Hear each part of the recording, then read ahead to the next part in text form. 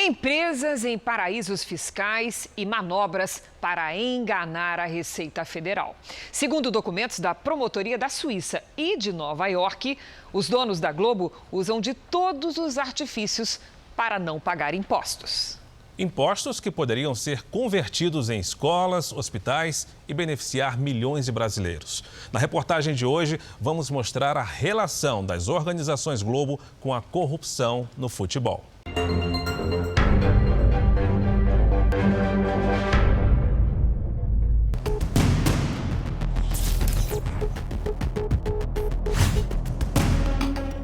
No Estádio Público, que é um monumento de São Paulo, foi a Fundação Roberto Marinho que concebeu o Museu do Futebol.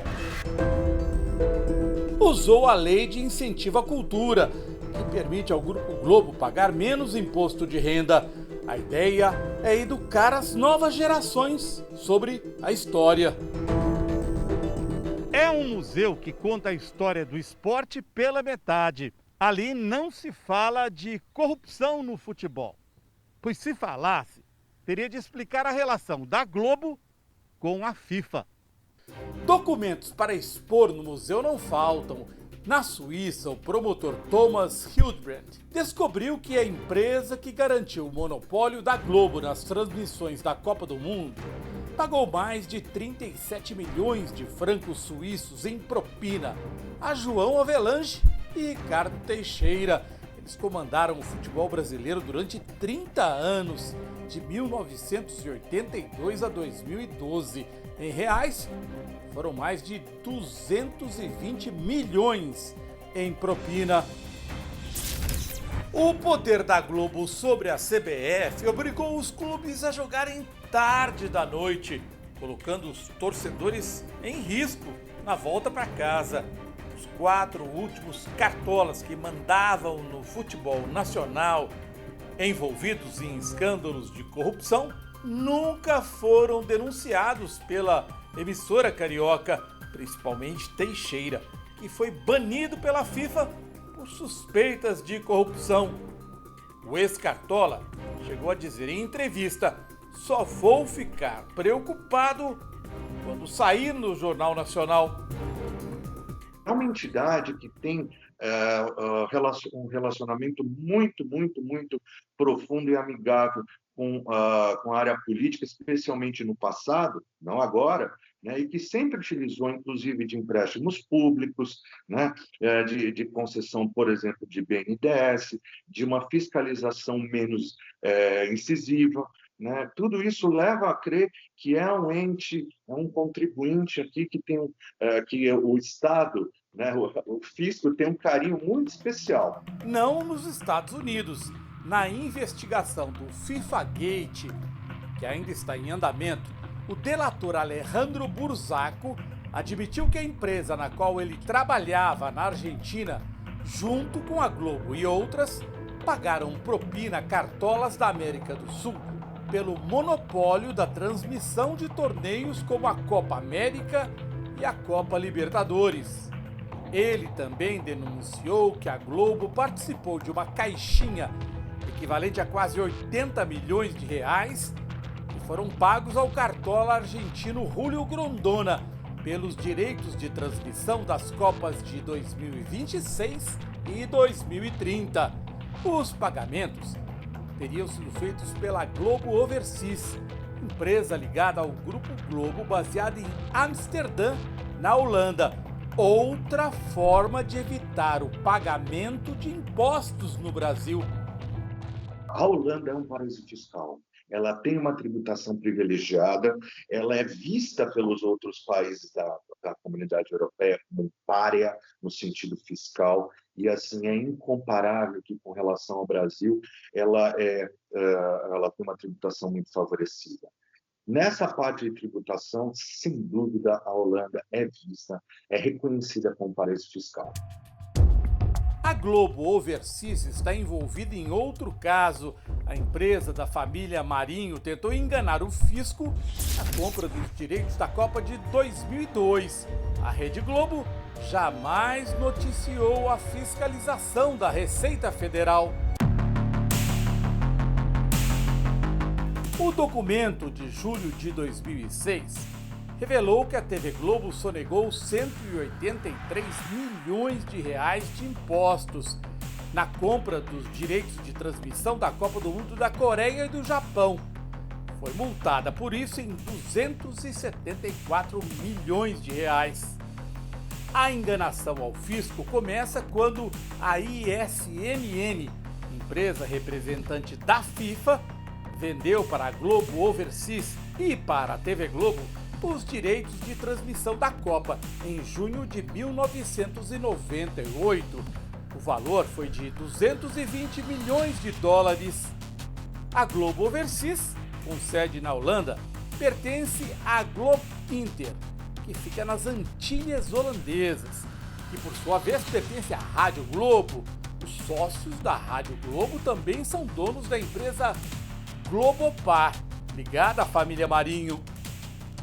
Segundo a Receita Federal, a Globopar fez remessas em dinheiro para outra empresa no exterior, a Power Company, que serviu de ponte para enviar milhões de dólares à Globo Overseas. Em abril de 1999, a Globo Inter abriu uma empresa chamada Empire Investment Group nas Ilhas Virgens Britânicas e transferiu para ela os direitos da Copa. 2 anos depois, a Empire foi vendida à TV Globo por 221 milhões de dólares. Essa manobra fez com que a TV Globo se tornasse a única detentora dos direitos de transmissão daquela Copa. Em fevereiro de 2001, a TV Globo dissolveu a Empire Investment Group e criou a GEE Eventos Esportivos Limitada.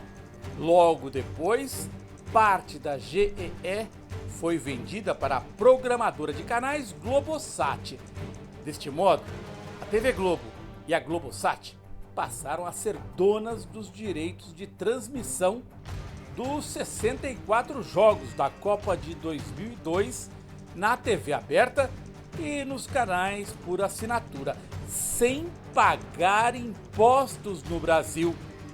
O auditor fiscal Alberto Sodré afirmou que as organizações Globo se utilizaram de uma rede de pelo menos 11 empresas sediadas em paraísos fiscais para disfarçar a compra dos direitos de transmissão, como se fosse um investimento em ações de empresas no exterior.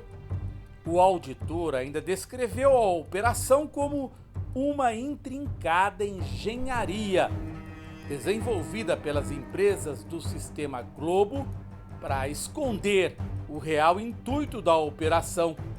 Foi aí que algo muito estranho aconteceu. Representação fiscal para fins penais. O documento estava pronto para ser enviado ao Ministério Público Federal e poderia gerar um processo contra um dos donos da Globo, José Roberto Marinho, por omitir informação ou prestar declaração falsa às autoridades. No primeiro dia útil, depois que a representação ficou pronta, uma funcionária de baixo escalão foi até a sede da Receita em Ipanema e furtou o processo. Com isso, ele teve de ser refeito, atrasando todos os trâmites. Na época, o Jornal da Record localizou o endereço da mulher que furtou o processo, num prédio de luxo na Avenida Atlântica, no Rio de Janeiro. Cristina Mares foi alvo de vários processos por usar sua senha no sistema da Receita para beneficiar devedores. Por telefone, ela chegou a dizer que nem sabia que tinha sido condenada pelo furto do processo da Globo. Você não foi condenada a 4 anos e 11 meses de prisão por sumir com o processo da Globo? Não, eu não sei. O senhor está me dando notícia agora. Eu não estou sabendo disso, não. Você não sumiu com processos da Globopar de dentro da Receita Federal no Rio? Não, senhor. Ali foi me convite. Hoje, o repórter André Tal voltou ao prédio. Estou procurando a senhora Cristina Mares Ribeiro. Bom, mora aqui amanhã, a senhora tá presa faz anos isso aí já, né? De hoje.